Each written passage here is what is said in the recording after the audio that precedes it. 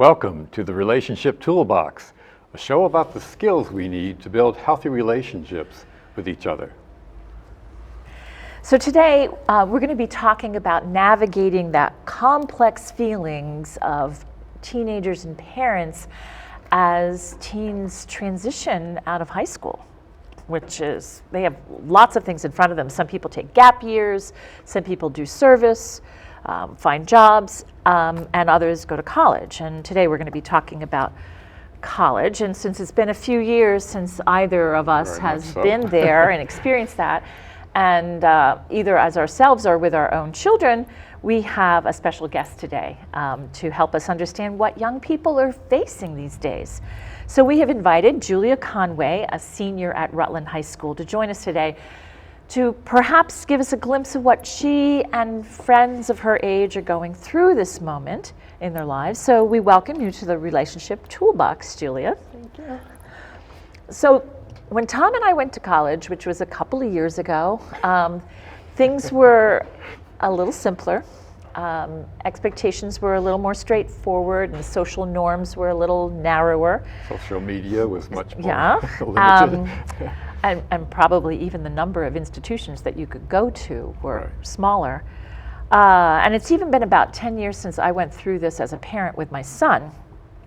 I do remember the tests and the pressures and the essays and the anticipation and excitement, but I had my bundle of emotions, he had his bundle of emotions. I'm not sure that we really thought about how to navigate that because we were so invested in our own stuff. So I think the first thing that I want to ask you is, how long have you been thinking about college, or when did you start thinking about the fact that you would be going to college?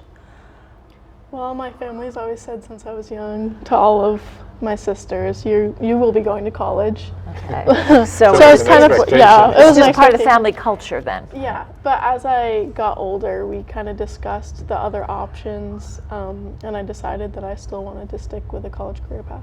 Okay. So when I was navigating this with my son, he wanted to study things that I didn't really have strengths in. So I couldn't be specifically helpful to him. What kind of things do you need to ask yourself and know about yourself and reflect about to help you know how to navigate this? Well, I guess personally, I'm driven by my goals. So I obviously wanted to choose something that I would be interested in and that I'd want to pursue, something I would enjoy doing in my future for a career. So that was a lot of pressure kind of figuring out in my head, one option when there's endless possibilities. I know, especially nowadays. Yeah. So for me, it was just kind of figuring out what I like to do, what my passions, my hobbies are, and finding a path for me. What did you select, Julia, as a career? I selected a major in national security. Okay. I've always just been interested in profiling and crime, and I wanted to put that into my future because I knew it would be something I would enjoy. Mm-hmm. And I wasn't just driven by, a salary or what my parents wanted me to do. Mm-hmm. I kind of found something that was something that I would be able to enjoy for a long time. Do some of your friends feel pressured to go into something that either is the family expectation or that's going to be high salary? I'm sure a lot of people are driven by salary because they want the freedom, the financial freedom. But a few of my friends, I'm sure their parents have had some influence on them about what they're going into. Mm-hmm. But personally, I didn't let that affect me. Mm-hmm. My parents have always been kind of open about what I can do and the things that I'm able to do, so it wasn't a huge issue for me, but I can see where it could be for other people. Mm-hmm. Yeah, it sounds like too with once you had made the choice of a career, it kind of, you must have known at some point, I need to go to college in order to fulfill this dream. Mm-hmm. I think on the one hand, there are a lot more pressures now in terms of choosing and getting in even, but I think unlike when we went to school and we thought we had to find the perfect thing. I think society has lessened that pressure, and it might be just the first thing that you do. I think the fact that people change jobs a little bit now might counterbalance that, like, I have to find the right thing, because you may not feel that now, but people I are think statistically the average changing. is 3 times Yeah. that we change our career in our lifetime. And there's the stigma around that isn't Yes. as big as it used to be. But But that's wonderful that you knew from right from the beginning what you wanted to do, and that therefore you'd have to pick a college that offered you that. Yeah, I was definitely lucky. I kind of knew what I wanted to do. I still know a lot of people who are going into college undecided or taking a gap year because they're not really sure what direction they want to go in. gap year, I think that's a good solution for some people, but it's tricky to know. Right. Even that is a choice. Yeah, Yeah. to go or not to go now or to go later, to defer. A lot. So, what are some of the feelings that you're experiencing about this transition? I'm definitely nervous. I think anybody would be, because I'm going into a situation that I've not experienced yet, and there's going to be a lot of new things thrown at me, so I'm nervous for that. Also, probably every high school senior is pretty stressed this time of year, applying. They're trying to juggle their activities, if they have jobs, their sports, on top of their academic schedules. The application deadlines. Yeah, application deadlines. I think that's in part why we wanted to invite you, because it's the time of year when the urgency of these decisions are being made. Yeah. Yeah. And we wanted to get past the urgency part to also discuss in a communication theme, what are the things that you need to be aware of in your life besides just this financial stuff and the things in the academic things, that the things that the school will emphasize. But you have been giving us some information about that. If you were to kind of imagine in your mind, and I know you haven't had the experience yet, so this is hypothetical, but if you were to imagine a college experience that you would say, wow, I'm so glad I went here, I'm so glad I went to college and so forth, what would it be like? How would you describe that college experience? Well, I think going to college is a lot more than just your academics, obviously, because you're going to be there full time all the time. It's like another home. So having a lot of activities to keep you busy, like sports and extra things that maybe you also did in high school that you enjoyed. Having a good group of friends that supports you and that you can lean on, and also just having the support of your parents as well. Speaking of friends, I'd like you to think about how has the friendships that you have now maybe prepared you for making new friends, and what are your fears about making new friends, or how are you feeling? Are you excited to enlarge your group, or are you feeling like I don't know anybody? What's that like? Well, I think especially if you want to go to an institution that's not near your home and you may not know anyone, there's always the fear of, going into the situation, not making any friends, and kind of being not solitary, but, not with people all the time. It's definitely a fear, because you want to have people that you can talk to and that you can rely on and be supportive to you. So that's definitely something that I think a lot of people will struggle with. I think a big key is the roommate. The Yes. roommate can make or break your And experience. sometimes it's more than one roommate. Yeah, it can be, depending. I know it's early in the game for you, but what's the perfect roommate for you?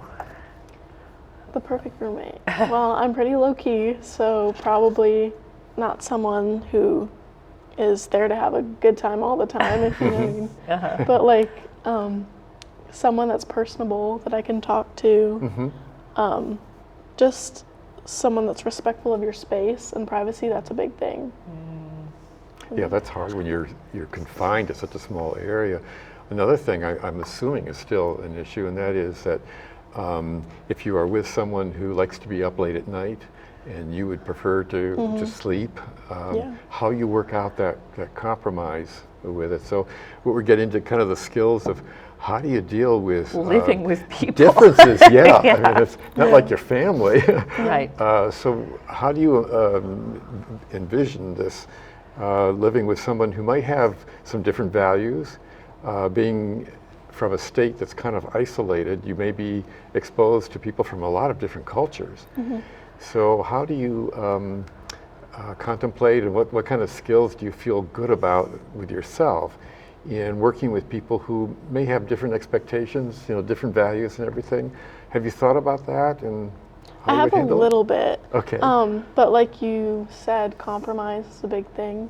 I don't like to stay up super late at night because I know I'm not a happy person in the morning, so I want to get sleep in. Uh-huh. But like sacrificing certain things that may not be great for you, but to help your roommate, and they'll do the same hopefully. Like if you like to go to bed early and they like to stay up, throw some earbuds in if you're doing homework so they don't hear the noise, shutting off the light and maybe turning on like your desk light near you, just simple things, I think.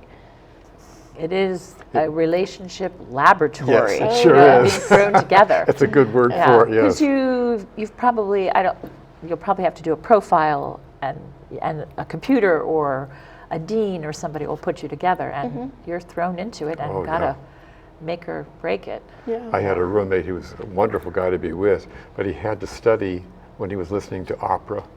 And this is before we had earbuds and things like that. And when he would turn on the record player and start playing opera, I was just like, ooh.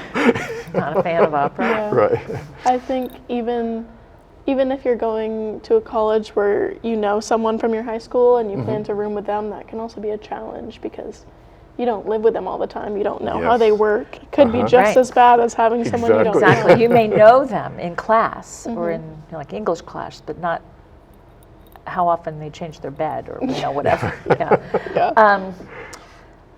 So I know have you done all your applications? I've done a few, but not all of them. Not all of them. So you're still in the throes of this process. Yeah. So what does that look like? What does it take? Takes a lot of time.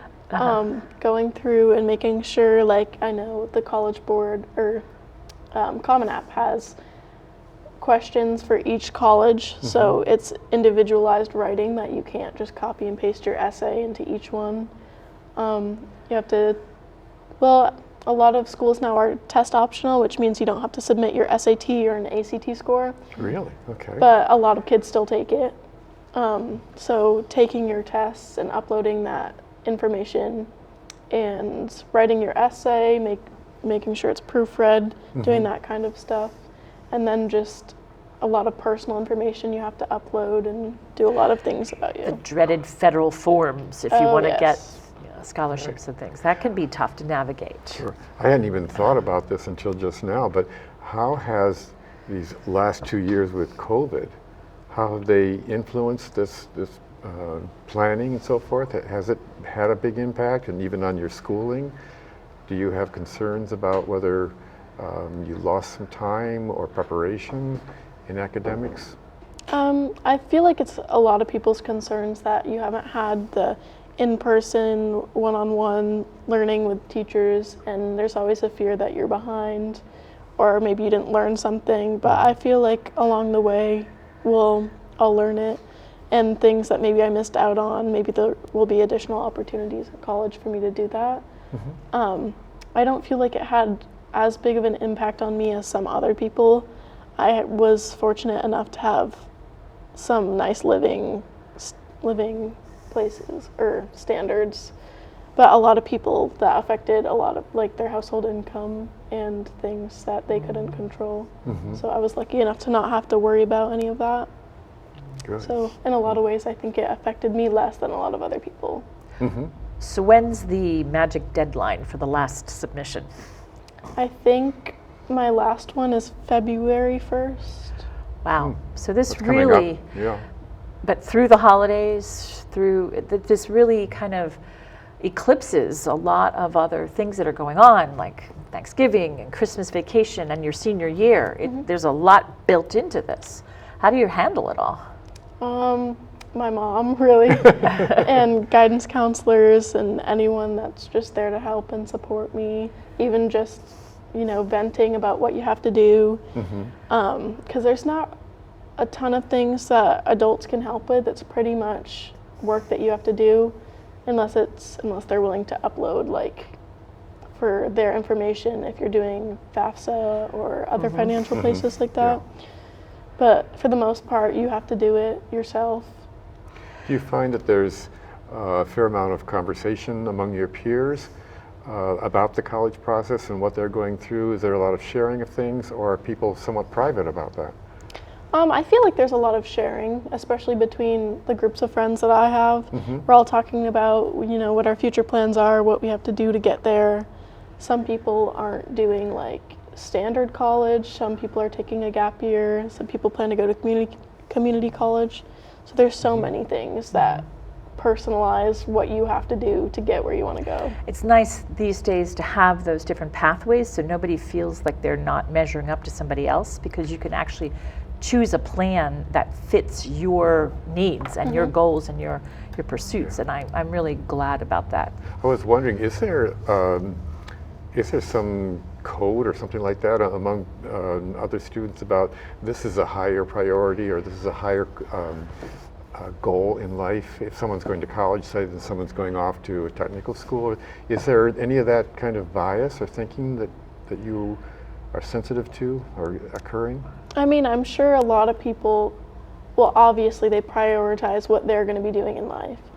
I feel like everyone right now is so worried about what they're doing. They're not like worried about what other people are doing, which is nice. It's nice not to compare. That's good, yes. And everybody can just be I think there often is too much comparison and kind of emphasis on a single path or a single story or a single That's what I was wondering occupation. But that's good to hear. Yeah. Now, you said that there isn't a lot that parents or adults can do for you, but you talked about your mom and your guidance counselor. So maybe they can't do things for you, rightfully so, because you've got to do it for yourself. But what do you need from them otherwise in this time that you're going through, this relationship that you're still living in community with adults? What do you need from them, if not actually doing things for you? Just in general, parents and guardians giving leeway. You might be acting a little just different than you usually would, because Like how? Yeah. How's different? Like sassy or something they just Sassy. might not find is acceptable in the house. Just giving you extra credit for doing so much at one time and getting things done and being motivated and driven. So just getting that's support in another way, just letting you be and kind of figure things out. So for a minute, because we talk about empathy a lot on this program, I'd like you to imagine what it's like to be in the shoes of your parents. What do you think, we've talked about all the pressures you've got. What do you think they might be going through? Well, just like I said in the beginning about what I might be stressed about, they could probably be nervous and stressed about their children going to college. There's them not gonna be in the house anymore, depending on what their plans are. But also, you don't see them all the time. You don't know what goes on all the time, worried for safety or if they get sick or anything like that. Also, they have a right to be stressed as well, because you're doing so much, and if they plan to financially support you, figuring out that. Yeah. So that's a lot for them too. It is. Yeah. And I don't know that we explicitly acknowledge that with each other. Your parents might be cranky too. It could Maybe come in not the form sassy, of but behavior rather than Yeah, an open shortness. admission. I'm worried about you, or I have Yeah. these worries, and talking about it Yeah. could just be, as you say, a behavior that, gee, mom's uptight or dad's uptight Yeah. or something. I think also, I recall that I had a really amazing relationship with my son until the summer before he left. And I think that he just needed to separate. That was his preparation That for was that. like, I'm going to leave and I need to start pulling away. And that was really hard for me. Yeah. And it was uncharacteristic of him to be like a little sassy. And it was hard because I thought we had more time, and he needed to do that. But it was difficult for me to navigate, to give him the space. And I think parents sometimes, we're so excited for you to launch and to succeed and to like try things on that are new. But we just thought that we would be more a part of your life, and it just isn't true. Well, it's a form of loss. It is, in a way, because it's a loss of the relationship, the amount of time you're with your child, and it's a sign that things are changing. And change. So change is hard. that can be hard. I'm wondering too, Julia, in terms of, especially being from a small community, the relationships, I don't know what your relationship has been with your teachers, but I'm assuming that it's been a fairly close one, or you could get to know them or talk with them. If you're going to a college, what is your expectation of the relationship you would like to have with your professors? Are you expecting it will be similar to high school, or do you think it will be different? Well, I think definitely you have to know what kind of learner you are, in terms of how much one-on-one teacher time that you have, because in college there's not a lot of that, especially at bigger institutions. So knowing what you like, and that should be a big part of your decision making, because obviously you want to be successful and thrive in the college environment.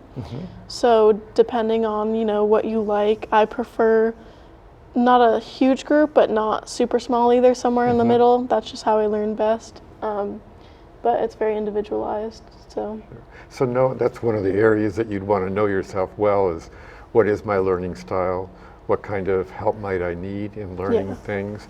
And could I get that from the professors at this particular college that I've been looking at? Are you the first in your family to do this? No. My sister is a junior at UVM. Okay. So how did that help or hinder your experience? Well, I feel like in a lot of ways it helped, some ways it hasn't.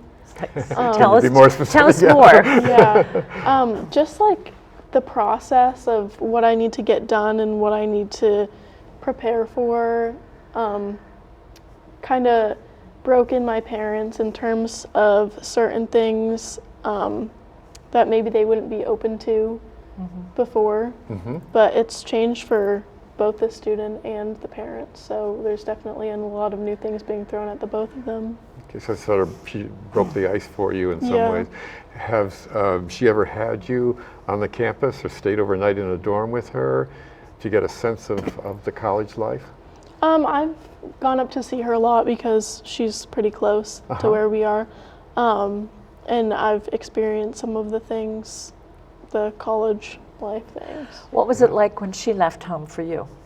The house felt a lot quieter, emptier. So it was a change because it was, you know, between siblings there's certain dynamics, and I have another sister, so the dynamic changes when the other person isn't there.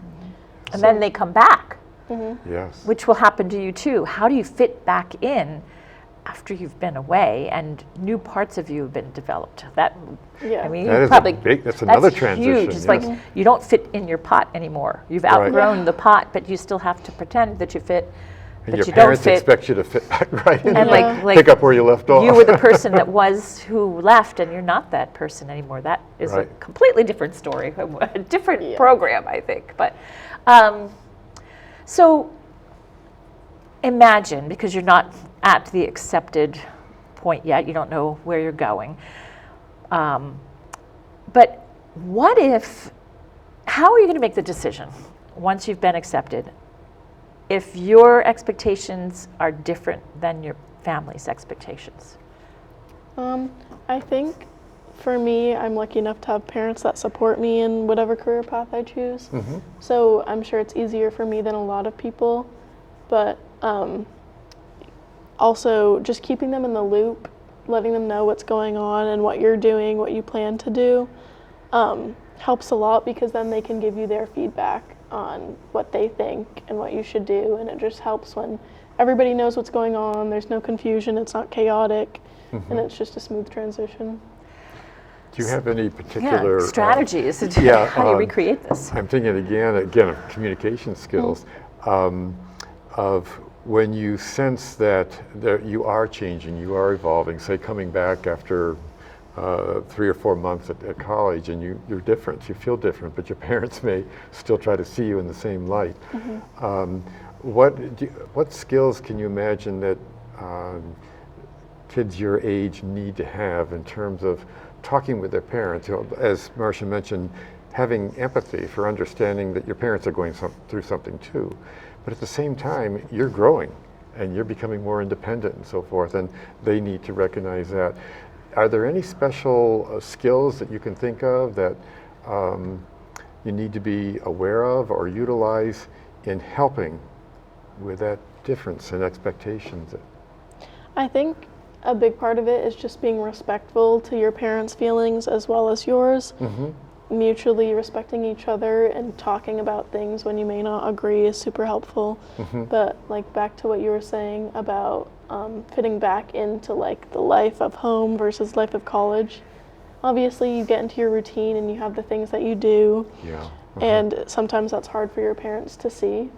So definitely just staying in communication and being able to work things out.